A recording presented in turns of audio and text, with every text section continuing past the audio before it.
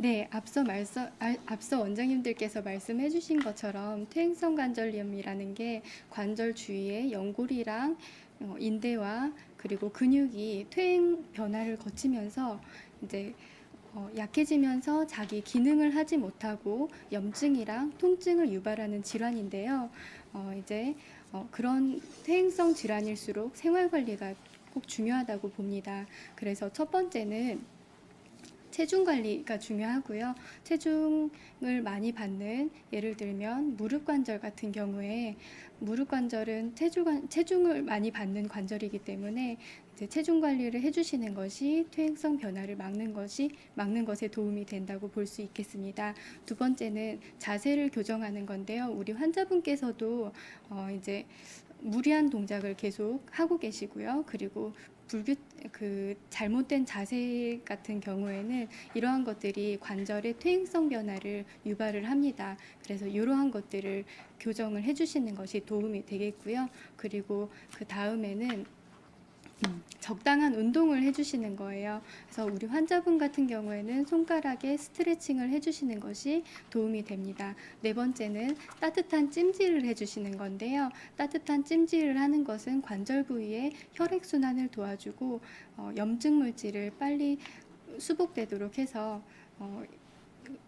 관절염이 조금 더 통증이 조금 완화될 수 있도록 도와줄 것입니다. 스 관절염은 자가 면역 질환입니다. 자가 면역 질환이라는 것은 우리 몸에 면역 체계가 있는데 이 면역 체계에 이상이 생긴 겁니다.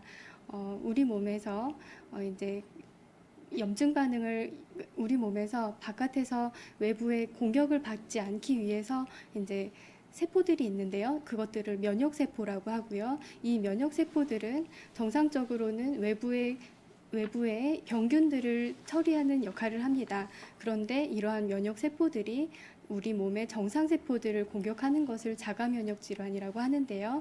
그래서 이 자가면역 질환의 원인에 대해서 보면은 가장 지금 정확히 밝혀지지는 않았지만 급격한 스트레스로 인한 면역 체계의 이상으로 봅니다. 그래서 이 급격한 스트레스를 줄이는 노력이 필요한데요. 이 스트레스라고 하는 것은 심리적인 요인뿐만 아니라 과로나 불규칙적인 생활 습관이나 또한 급격한 환경 변화 이런 것들이 스트레스로 작용을 할 수가 있습니다.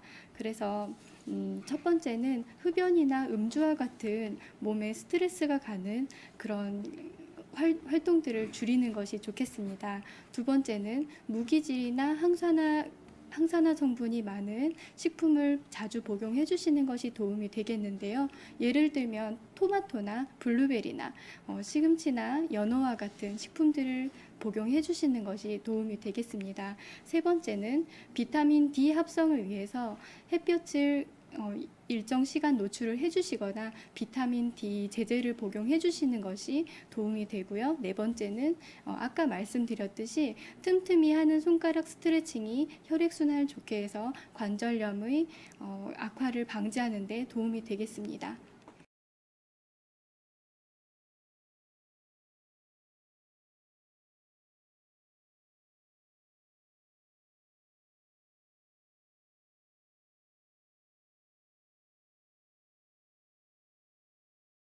서선님 원장님들께서 그 치료 방법에 대해서 일반적인 침 치료나 또는 이제 약침, 봉침 치료 정도까지 소개를 드렸는데 사실 이 관절염이라고 하는 게 이 환자분께서는 손가락 관절염만을 말씀을 하셨지만 일반적인 관절염이라고 하는 거는 이제 사실 관절이라고 하는 게 손가락 외에도 뭐 우리가 팔 관절도 있고 어깨 관절도 있고 이제 무릎 관절도 있고 뭐 허리 관절도 있고 여러 관절이 있기 때문에 그런 전반적인 관절염의 한약적인 가장 근본적인 치료라고 하는 것들은 그 형태에 맞는 적절한 체질 맞춤 한약 처방입니다. 근데 이 체질 맞춤 한약 처방이라는 말이 좀 거창하지만 결국은 이 관절에 있는 염증을 크게 양방에서는 이제 이게 류마티스 관절염이냐 아니면 퇴행성 관절염이냐라고 인식을 해서 그에 맞는 지금 생활 습관 방법이라든지 치료 방법에 대해서 간략한 소개를 드렸는데요.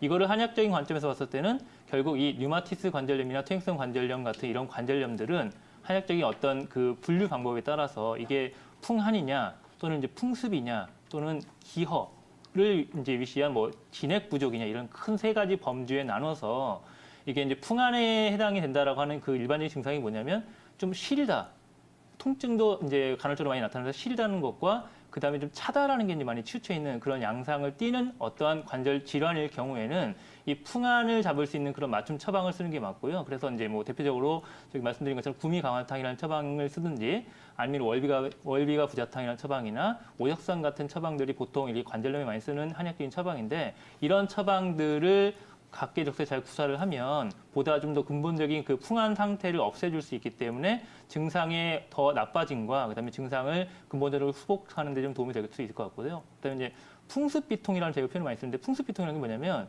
좀 아까 뭐 그 신재희 원장님께서 체중 관리를 말씀하셨던 것처럼 일반적으로 관절염에 문제가 많이 생기는 분들은 좀 습하고 좀 이렇게 체중이 많이 나가고 이런 형태의 그런 체형인 분들이 많기 때문에 그런 분들은 이제 습을 좀 제거하는 쪽에 처방을 쓰면은 실질적으로 관절의 이제 무리를 좀 없애주거나 증상을 잡을 수 있거든요. 그래서 보통 이제 그 의인탕 아니면은 뭐 마행감탕 아니면 방기환기탕 뭐 이런 처방들이 습을 잡아주는 처방이어서 이런 처방들을 잘 맞춰서 구사를 할 경우에도 관절염을 잡아줄 수 있고요. 그다음에 세 번째로는 이제 진액 부족이라는 표현을 썼는데 보통 우리가 이제 연골이 닳았다, 퇴행성 같은 경우는 연골이 닳았다라는 표현을 쓰기도 하고 뼈와 뼈끼리 부딪힌다는 표현을 쓰는데 이럴 경우에 그 우리가 뼈와 뼈의 그 사이에 있는 것들을 물론 연골 또는 뭐 히알루론산 이런 양방적인 표현을 쓸 수 있게 의학적인 표현을 쓸 수 있겠지만 한약적으로 봤을 때 이게 전부 다 큰 범죄 진액입니다. 그래서 이 진액이 부족하게 되니까 마르게 되고 퇴행이 되고 이런 그 상태가 더 이렇게 악화떨리 빨라지는 거기 때문에 진액을 보충시켜 줄 수 있는 처방.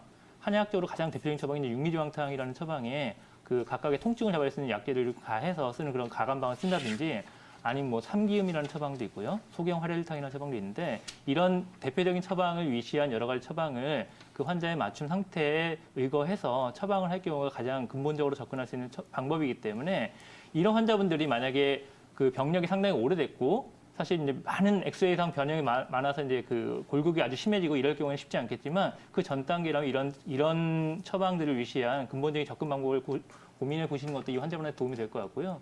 그리고 이제 제가 보통 이런 맞춤 처방 외에도 환자분들이 궁금해하는 게 뭐냐면 우리가 일반적으로 이 연골이 문제가 있거나 아니면은 관절염에 문제가 있었을 때 좀 꾸준히 좀 도움이 되는 어떤 약재 같은 게 뭐가 있을까라고 이렇게 저희한테 이제 질문을 주시는 그 환자분들 많기 때문에 몇 가지 약재만 좀 이렇게 소개를 좀 드리면 한약재 중에서 그 단일 약재로서 관절염에 가장 많이 쓰이는 약재는 이제 첫 번째로 우슬이라는 약재입니다. 우슬은 이제 소의 무릎같이 생겼다고 해서 말 그대로 붙여진 약재인데요. 보통 말 그대로 무릎 관절과 아니면 고관절 같은 경우에 가장 많이 활용을 하는 약재이고요.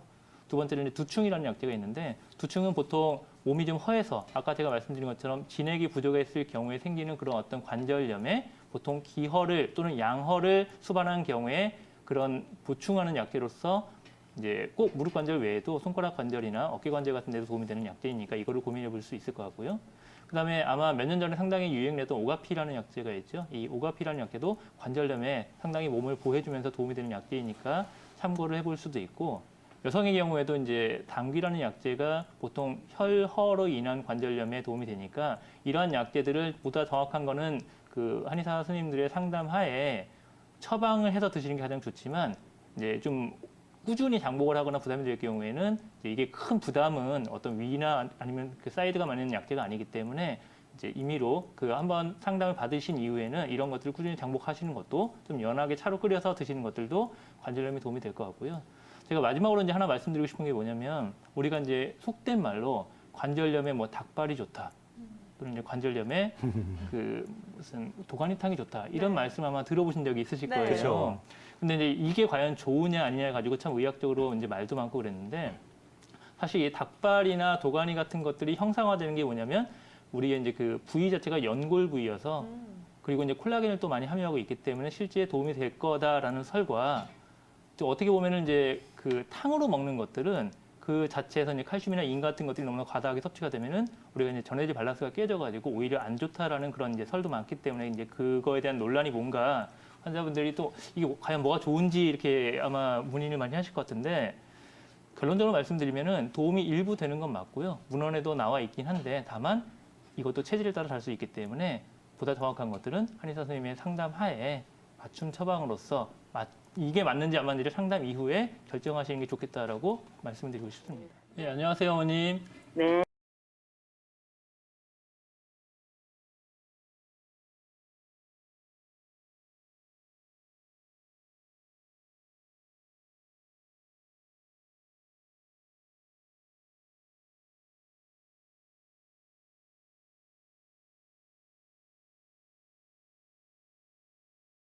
59세 여성 환자분이 문의를 주셨는데요. 증상을 쭉 읽어보면 아주 전형적인 손가락 관절염 증상을 호소하고 계십니다. 그리고 이제 손가락 관절염에 대해서 이제 알아보면 손가락 관절염은 손가락에 있는 뼈에 연골판이 닳아서 그 연골판이 파괴되고 그래서 나중에는 뼈끼리 서로 부딪혀서 관절염으로 빠지게 되는데 가장 큰 증상은 손가락에 변형이 오게 됩니다. 그래서 골관절염이 가장 대표적인 증상이 이제 연세든 이제 어머님들이 손가락이 퉁그러졌다고 보통 얘기를 하는데요. 부위에 따라서 이 퉁그러진 부분들을 결절이라고 얘기를 하는데 손끝 부분에 있는 결절을 헤르베덴 결절이라고 부르고 두 번째 손가락, 그러니까 우리 몸하고 가까운 쪽에 있는 결절을 부차드 골절이라고 부릅니다. 이렇게 이름을 두 가지로 나눈 이유는 그 병리적인 부분들이 조금 달라서 두 가지 똑같이 관절이 부었지만 두 가지로 나눠서 명칭을 지칭하고 있습니다. 골관절염에 대해서, 그러니까 손가락 관절염에 대한 대표적인 증상은 네 가지를 좀 볼 수가 있는데요.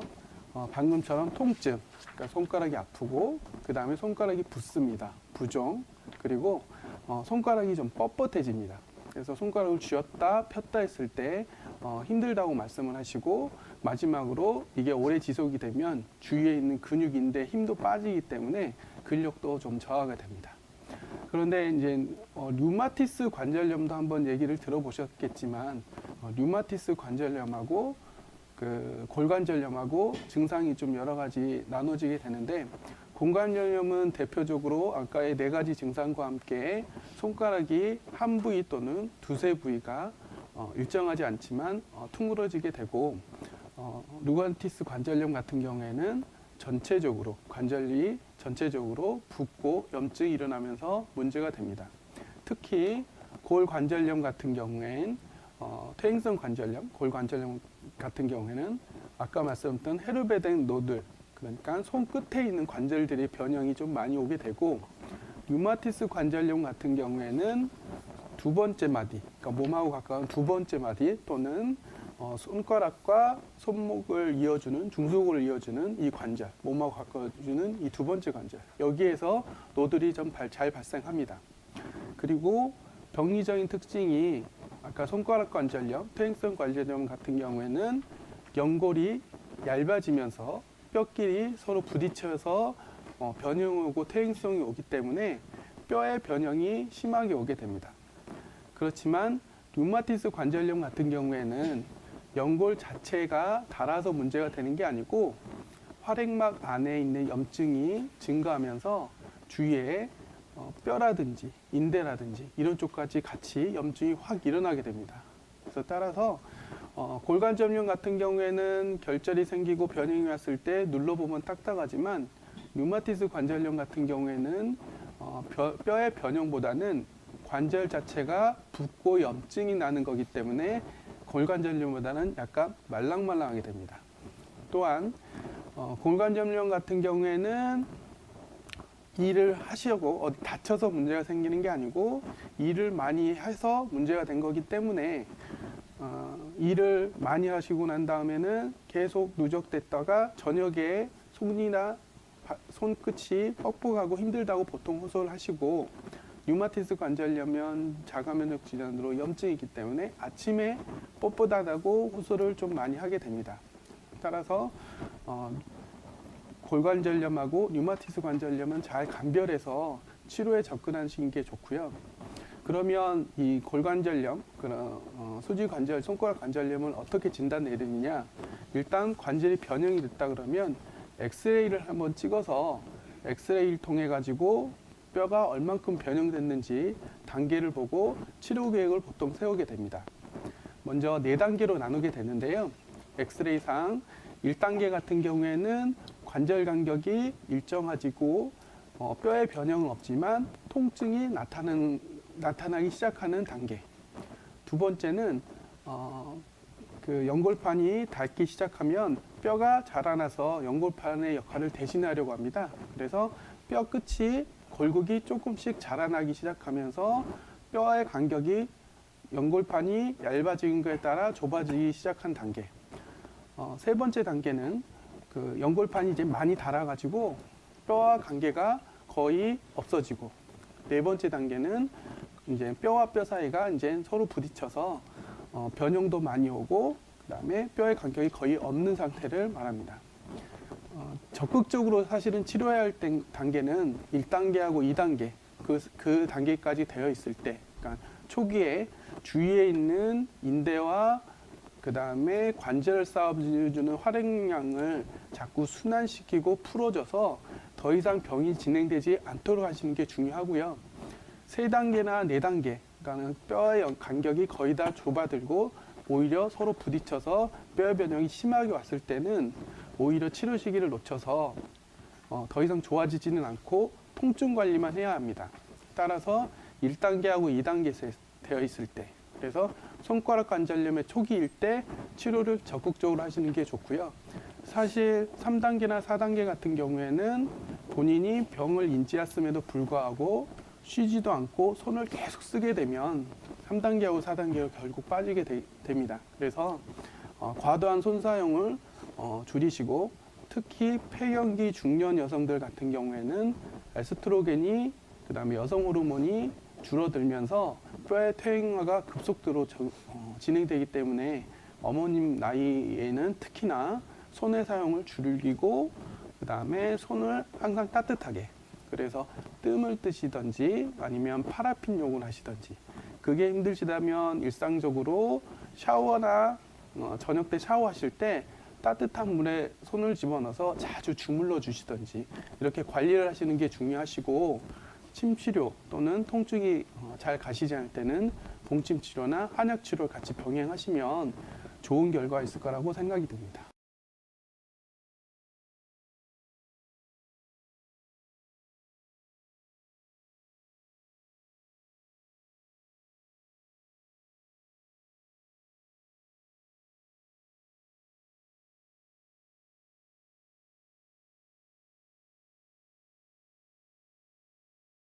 네, 그 환자분께서는 일단 증상 자체가 뭐 전형적인 그런 퇴행성 관절염 증상을 네. 좀 보이고 있는데요.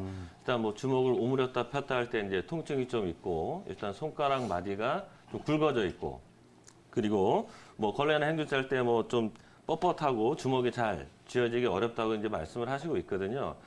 그런데 이 앞서 이제 조인철 원장님께서 말씀하신 것처럼 우리가 이제 퇴행성 관절염, 특히 이제 퇴행성 손가락 관절염 같은 경우에는 어느 순간에 일시적으로 생긴 게 아니라 좀 오랜 시간 동안 어떤 손가락의 물이나 어떤 손가락의 불편함이 오랫동안 좀 누적되면서 나타나는 증상이기 때문에 그 보통 이제 적절한 치료 시기를 좀 놓치거나 일상적인 생활에서도 퇴행성 관절염이 올 수 있기 때문에 보통 이제 치료를 좀 늦게 받는 경우가 굉장히 많습니다. 그래서 손가락이 지금 이제 문의 주신 환자분처럼 손가락 관절이 좀 많이 좀 둥그러지고, 그리고 이제 우리 결절이라고 하는 손가락 뭐 끝마디나 중간 마디쯤에 나타나는 약간 좀 딱딱하면서 좀 동그랗게 좀 볼록하게 올라오는 그런 결절들이 손가락에 이미 형성된 이후에 치료받으러 이제 내원하시는 경우가 많은데요.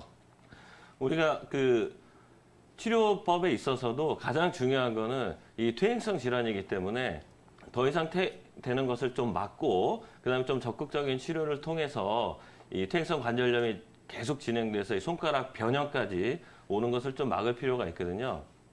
그래서 이제 보통 이제 어머님들께서 뭐 살림, 뭐 가정에서 이제 생활하시다 보면 뭐 빨래를 하거나 뭐 설거지를 하거나 이런 가사 활동 속에서도 직접 뭐 찬물에 손을 담근다든지, 뭐 우리가 뭐 식당이나 이런 음식점에서도 뭐 주방에서 일하시는 분들 같은 경우에도 장갑이나 좀 손을 보호할 수 있는 그런 장비를 착용하지 않고 뭐 찬물이나 찬 공기에 직접 노출되는 경우에는 이런 퇴행성 관절염, 손가락 관절염이 좀 빨리 진행될 수 있기 때문에 항상 뭐 찬물이나 뭐 요즘처럼 날씨가 추울 때는 찬 공기에 직접 손이 노출되는 건 좀 피하실 필요가 있고요.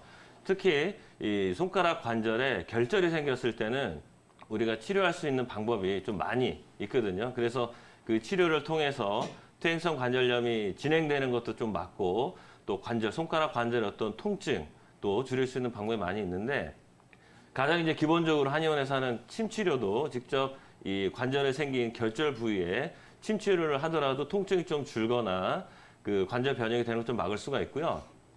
또 우리 한의원에 사용하는 이제 여러 가지 방법 중에서 봉침이라고 있습니다. 벌침, 봉침이 있는데 봉침을 직접 이제 결절이 있는 해당 부위에 좀 소량씩 직접 이제 주입하게 되면 통증을 제거할 수 있는 그런 진통작용도 굉장히 좋고 또 소염작용이 있기 때문에 관절이 굉장히 붓고 뻣뻣해지고 그리고 이 관절이 이제 움직이기 불편한 그러한 증상들 많이 좀 개선될 수가 있고요. 또 한간에 좀 많이 알려진 그 민간 요법 중에서 뭐 백계자 요법이라는 게 있습니다. 뭐 씨앗 요법이라도 할 수가 있는데 우리 손가락에 이제 결절이 생긴 부위에 백계자는 이제 겨자씨거든요. 우리가 먹는 그런 겨자의 씨를 직접 이제 결절 부위에 붙인 다음에 좀 감아두게 되면 그 자극으로 인해서 결절이 뭐 커지거나 그로 인한 통증이 좀 줄어드는 것을 우리가 이제 실질적으로 이제 경험해 보는 경우도 많이 있거든요. 그래서 가장 중요한 거는 이 퇴행성 손가락 관절염 같은 경우에는 그 퇴행되는 그 속도가 좀 늦춰질 수 있도록 아까 말씀드린 찬물이나 찬 공기 직접적으로 손에 닿는 걸 좀 피하시고 뭐 장갑 같은 걸 꼭 사용하시길 바라고요. 그리고 더 나아가서 손이 좀 따뜻해질 수 있도록 그러니까는 뭐 장갑을 항상 착용을 하면서 우리가 뭐 외출을 한다든지 아니면 뭐 집에서 이제 뭐 휴식 시간에도 뭐 따뜻한 뭐 찜질이나 아니면 미온수로 손을 좀 따뜻하게 해주는 것도 이 퇴행성 진행이 좀 진행되는 것을 막을 수 있기 때문에 그런 부분을 좀 참고할 수 있고요. 어느 정도 결절이 좀 커진 뒤에 그리고 관절의 변형이 어느 정도 좀 진행이 됐다 하면 사실 방금 말씀드린 방법으로는 그 통증을 줄어들게 하거나 어떤 손가락의 움직임이 좀 원활하게 하기는 좀 어려울 수가 있거든요. 그럴 경우에는 그 한의원에 내원하셔서 좀 어떤 정도 단계까지 진행이 됐는지 좀 확인한 뒤에 거기에 맞는 뭐 침 치료나 아니면 뭐 봉침 치료, 벌침 치료 내지는 그 이 손가락 주변의 관절을 좀 강화시킬 수 있는 그런 한약 치료도 병행하시면 그 이 손가락 관절염에 많이 도움이 될 수 있을 것 같습니다.